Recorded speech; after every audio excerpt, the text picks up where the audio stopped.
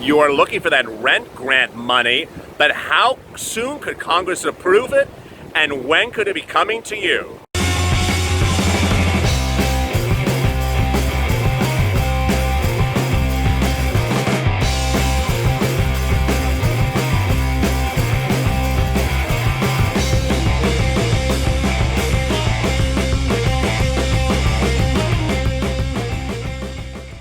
Hey everybody, this is LALATE with a second stimulus check and stimulus package update for today. This one's about rent assistance. With big exciting news if you're in Texas. I have really great news for Texas as well. Rent assistance is really on the battleground of the second stimulus package, as the Democrats have proposed the HEROES Act, which proposes to give a lot of money to you for free rent and free utilities, much as we need, but additionally to give money to cities and states so they can disperse you rent money as well. Here's the confusion that a lot of the viewers ultimately have to grapple with on a daily basis, is that there's two streams of rent money potentially coming to you under a second stimulus package. The first one is one in which you apply, and the second one is the one in which the states disperse it to you, or the counties, and is done through their auspices. So let me get right to the details. The second stimulus package proposed by the Democrats is called the HEROES Act. It's currently in the Senate from the House, and it proposes to give free rent and utilities to you into 2021. It's a great program. It proposes that you would apply for the grant. This would be free money, and if approved, the money would be paid directly from the grant to your landlord, so you wouldn't have to even do any bookkeeping for this. It would go right to the landlord for your rent, and also money to your utility company for your utilities. What's great news about this is that you would not be displaced. You would not be made homeless. Also great news is it helps everyone on the food chain, which we have to do. It would help the landlord, because the landlord would get their money to pay their bills, because they got bills as well. They got bills to pay. And it would also prevent the banks from executing foreclosures upon properties which no one wants. Now, the second stimulus package also has other types of rent or eviction programs, and those are really, really great. One of them proposes to not allow evictions of any tenants into 2021. Another one prevents any foreclosures upon properties you own into 2021. The second one is incredibly protective, because if you live in your own home and own your home, but can't make your bills and you're worried about your property being taken from you, it won't under a second stimulus package. The last is if you own an apartment building, you have tenants, but no one of the tenants can make your rent, and you're afraid you're going to lose your property as well. It would protect you as well. So it's very good, both from a functional standpoint by keeping everyone in their homes, and also from an economic standpoint, because we don't have banks suddenly foreclosing on everyone's properties during a pandemic. Now, that's the first part of the package. There are other packages in the Congress as well. There's the Elizabeth Warren package, which proposes to give incredible securities against evictions into 2021. But one package, and you know what I'm about to say, one package we simply don't know about, and I affectionately call it Mitch Onse. The Republicans' second stimulus package is nowhere to be found. It was supposed to be debuted on Monday. We know that because Mitch McConnell told us that. He said that he and Steve Mnuchin, who's the Treasury Secretary to Donald Trump, said that they were drafting the second stimulus package and they were going to debut it in a roadshow on Monday. They didn't. Tuesday, they didn't. Instead, what Mitch did on Tuesday was introduce a bill to give someone a brand new building.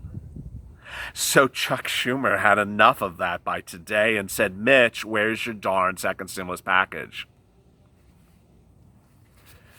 Yeah, no response. Just notice how there's no response? That's what Chuck got. No response. Mitch McConnell had no response. So members of press reached out to Mitch McConnell's office and said, hi, Senator, can you give me a copy of your second stimulus package, and so we can see if there's rent assistance in there? No response. Really, really disgusting. So ultimately, we're sitting here wondering what's going to happen for rent assistance from a perspective of the Republicans, and we have no idea. This channel has been deeply critical of the lack of clarity from the Republicans as to hazard pay and rent assistance. We haven't heard anything about it. We literally don't know what the Republicans' position is on rent assistance. And the problem we have is the following. 50% of the states in this country don't have rent eviction moratoriums, meaning you can start evicting people right today. 50% do, but 50% don't. So in some states, you have evictions occurring at rapid numbers and people are being displaced. And yet we have no clarity from the Republicans of what's going to be happening. Now, the good news is that some cities and states are doing things proactively. So let me get to that part of the second stimulus package. The second stimulus package also proposes to give a lot of money to cities, counties, and states so that they can disperse the money to their citizens. This is a supplement to what I was just describing. So remember on Sunday I detailed the mayor here in Los Angeles who said, we need less grants and more grants. That's what happened in the first stimulus package. Mayor Andrew Cuomo, the governor of New York, in the first stimulus package said, hey, New York residents need money. We need money for rent. So he lobbied Congress in the first stimulus package to get that money, and that money is now in the form of a rent program. It's in the description of this video below. You can apply if you live in New York. So under the first stimulus package, New York is now sending out money to residents who can't make rent. Great news. The only thing bad about it is it's taken so long. Why are we talking about this in July for something that you got money for, New York, in May? But at least it's happening. Well, under the second stimulus package, the same thing is occurring and will be occurring. States, whether it's the governors or their mayors or their elected officials in Congress, are all lobbying to get money for their state citizens so that they can have grant programs as well. And so when you hear the second stimulus package get approved, which is on around August 7th or August 8th, it will be a little confusing because there'll be two parts of rent grant money. Now, what makes this even more confusing is a lot of jurisdictions, which I'm going to get to in a second, are now having grant money made available this week, but that's for the first stimulus package. Austin, Texas, listen up. New program announced today, $17 million in rent assistance program for residents impacted by COVID-19. It's $1.2 million, part of the rent program dubbed Rent.0. They previously helped 1,681 households and received 11,000 applications, but they're expanding it. The new July round, called Rent 2.0, is going into funding, and the states could be higher, even higher. $13 million will be allocated for rental assistance in Austin. Over $1.3 will be allocated for eviction prevention and rent and tenant stabilization services. So basically protecting people from being evicted, which is the most important thing in the world. And $500,000 for community outreach. So how are you eligible if you're in Austin? Listen up. Great news. You must live in the city of Austin. You must make 80% or below the median family income. You are currently on a lease, and that it also qualifies if you live in extended stay home. You are not a recipient of other rent grant programs. And you have to have documentation that shows that you're impacted by COVID-19 from a financial standpoint. 2/3 of households that received assistance during the first round were about 30% of Austin's family income. The second one will be able to get out to like 2 or 3 months of their rent through the program, says DeMayo. So it's really, really great news. The other difference is that it's going to cover the total value of rent, as opposed to only part of it. So under the first time Austin rolled it out, they weren't sure how much money they had, and so they did some of the rent. Well, this time they're doing all of the rent. Really great news. An order issued on July 22nd in Travis County by Judge Bishop also was incredibly incredibly great news. And this was to prevent any evictions or of any sort until September 30th. Now, when I talk about eviction protection, I am really, really excited for you because ultimately you cannot be put on the street. We can talk about grants, money to be given to you to make sure you pay rent. There's all that. But the most important thing is that you're not evicted. And so in some states, 50% of the states, you can be evicted. And in Texas, until this order was passed, you could be evicted in Austin. Not anymore until September 30th. Travis County had already had an eviction moratorium, but extended it. Kevin Donnelly, the Vice President of Government Affairs for the National Multifamily Housing Council, says that we need this on a national level. We think there needs to be a separate rental assistance program to benefit populations who never really needed housing assistance previously. But the pandemic has shown that affordability and housing was a critical challenge pre-pandemic and certainly being exacerbated right now. 40% of American households, 50% of American households that make less than $40,000 a year are unemployed. So if you're unemployed, how can you make rent? The vast majority of American households at the lowest income levels are really, really hurting. They can't make rent. They can't pay utilities. They have no electric or gas.